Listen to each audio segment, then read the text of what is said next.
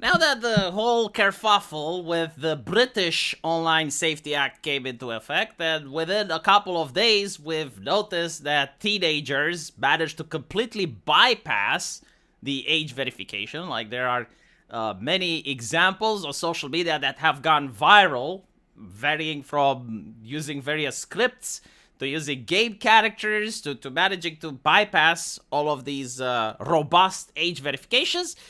To the fact that, well, Wikipedia now, apparently a pornographic website, because I understand, the Online Safety Act in Britain is to protect minors from watching porn. Like, that's how it was sold to me, so I assume that's what it is. But Wikipedia must be one of those evil websites because it's now threatening to region block the UK because it can't comply to the Online Safety Act. We have noticed various protests and political commentators also being censored. Like, if you want to discuss politics, you need to dox yourself in Britain. And more importantly, a 16-year-old apparently can vote in the future in the United Kingdom, but he can't listen to a conversation that takes place in Parliament regarding immigration at all. Like, he can't dox himself, like he's 16. The reasoning for this is that, well, Ofcom has decided that topics regarding immigration are a sensitive matter, and underage people should not be exposed to sensitive matters, but underage people should vote. And so, like, that's just like the tip of the iceberg regarding the online safety bill, which, again, like, a lot of people were supporting because it's like, well, you need to keep the children safe, right? So hopefully now the kids in UK are safe. However, while this is happening, the European Union next year is having a similar bill. Australia is also having a bill. Apparently, Google has threatened to sue the Australian government if this bill is going to cover YouTube.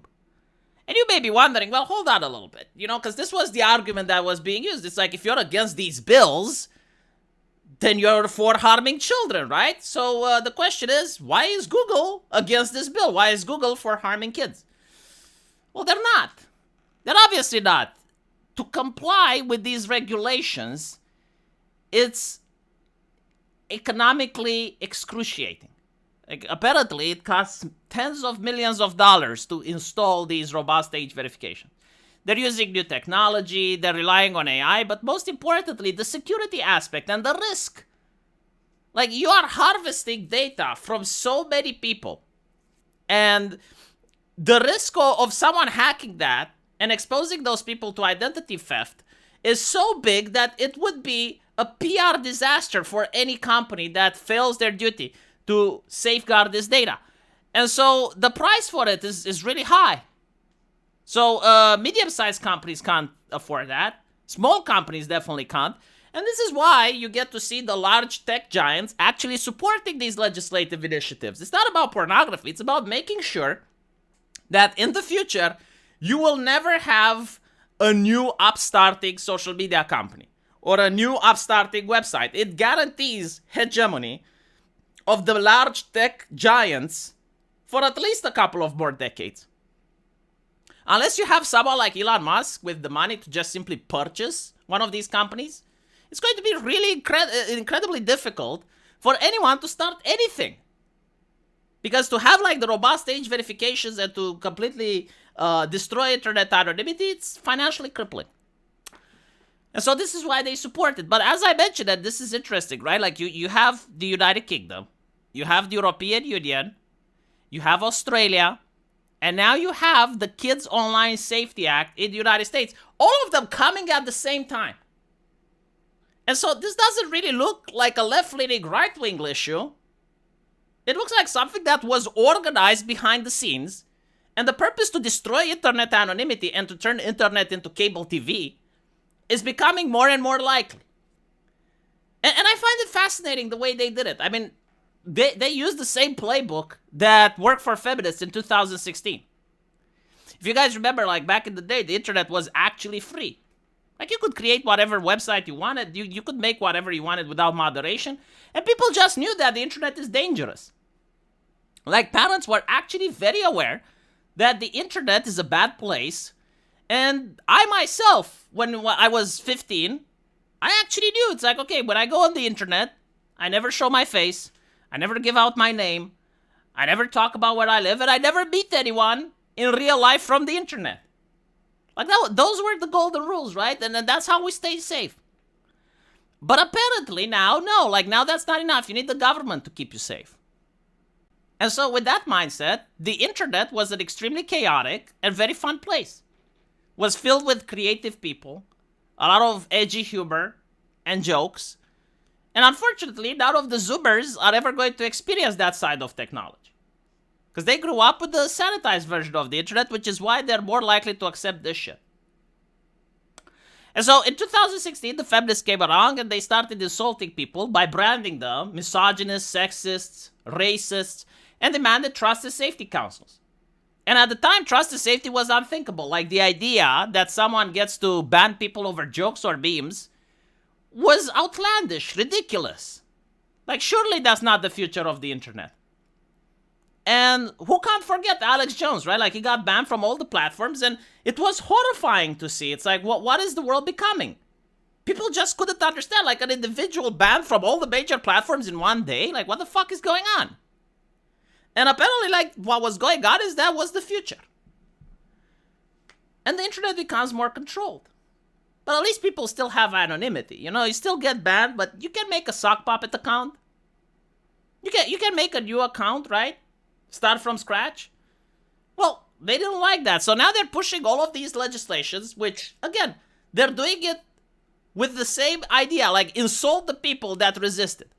If you're not for this, you're against the children. And when you frame it like that, like, who wants to be viewed as being against the children? They're using insults, right? Like, the same social stigma. Calling people gooners, Coomer brain if they're against this. When obviously, like, people are just seeing where it's going. Everything that I predicted on this channel happened in the United Kingdom.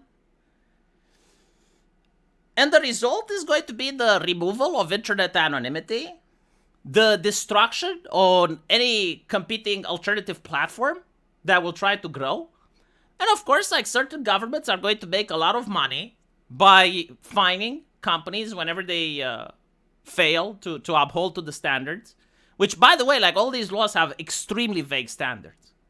Extremely so. And all of the responsibility is on the company.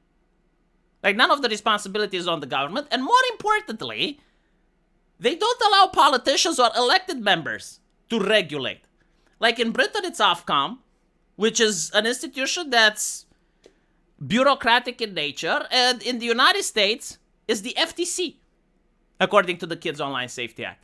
Like, the FTC gets to demand to say what's harmful and what isn't for children. And if we go by what Ofcom is saying, well, apparently what's harmful is talks about immigration.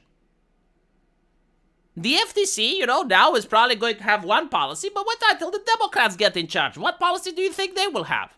Like, what would the Democrats think is harmful for children when they're getting power? Any person that is supporting this, after seeing what's happening in the UK, in my opinion, is insane. I don't care what arguments he's making, they have none, because we can see reality. You can just talk to a British person right now and ask them how safe they feel and how the internet is like from their point of view.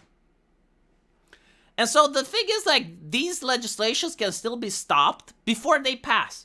Because once they pass, it's very unlikely people will stop them, since politicians don't like to repeal legislation right after it passes because it makes them look bad.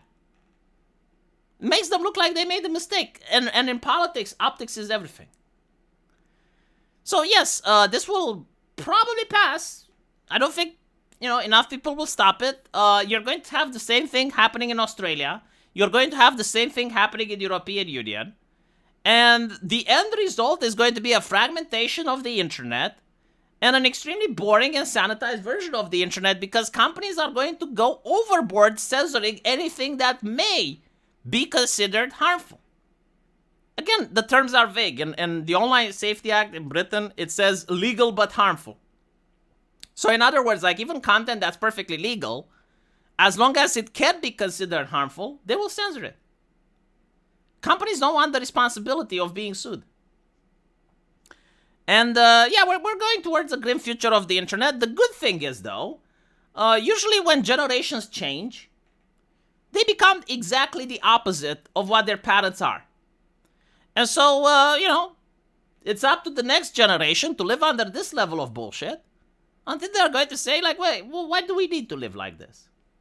Like, you're giving 16-year-olds the ability to vote, and you're taking away their products. You know, like the stuff that they use, the Reddit, the 4chans, the Discords. Like, you're basically saying, no, you're not allowed to use them. And they will basically say, well, hold on a little bit. Who took it away from us? Who promises to give it back to us? That's going to be their mentality. Because at the end of the day, you know, you don't lower the demand. Like, you're not convincing people, hey, you need to stop going on 4chan. Hey, you need to stop going on Reddit. You're basically just making it more difficult for them to access it. And believe it or not, people, especially young people, are very creative. Because I can see, like, the way they jailbroke AIs and the way they were sharing that information, right? Because it takes only one person that's savvy to figure it out and then share it on a forum with everyone else. And then you fucking go. And the only problem that we get from this, as I mentioned before, is not to stop young people from accessing, is that it actually destroys internet anonymity. Because while a young person, you know, he can't access Reddit and he wants to be there, like, what is he going to do? Well, he's going to find a way. He's going to use a video game character. He's going to use some script in order to get past. Like, he will find a way. But the adults, the middle-aged people, right? All they have to do is to scan their ID. Most of them will do it. Because there's no, it's convenient, right? It's easy. And they will, like the way people do it in China, they use their ID or they scan their face to access the internet. That's what's going to happen in the West. It's really sad, to be honest. I used to be proud that we're not like China. But here we are. Let me know what you guys think, and as usual, I will see you on my live stream. There's a link to it into the pinned comment. Take care.